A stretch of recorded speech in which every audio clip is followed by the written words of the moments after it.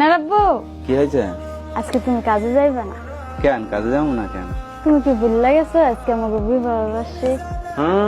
গরিবের আবার বিবাহ বার্ষিকী? গরিবের আবার বিবাহ বার্ষিকী আছে? না, তুমি আজকে কাজে যাইবে না, আজকে একটা কেক নিয়ে আসবে। কেক নিয়ে আসবো? হ্যাঁ। কেকের তো অনেক দাম বুঝছো, কেক কিনতে 500, 600, 800, 1000 টাকা লাগে। তোমার কি ওই কেক আনতে বলতেছে? এমনি যেমন কি 10 টাকার তা নেই, 20 টাকার তা আনবা ওই দি। 10 টাকার 20 টাকার কেক কাটবা? হ্যাঁ, ওইগুলো ওই কাটবো। আমরা কি সবাই নিয়ে কাটতেছি? আমরা দুইজন মিললে কাটবো।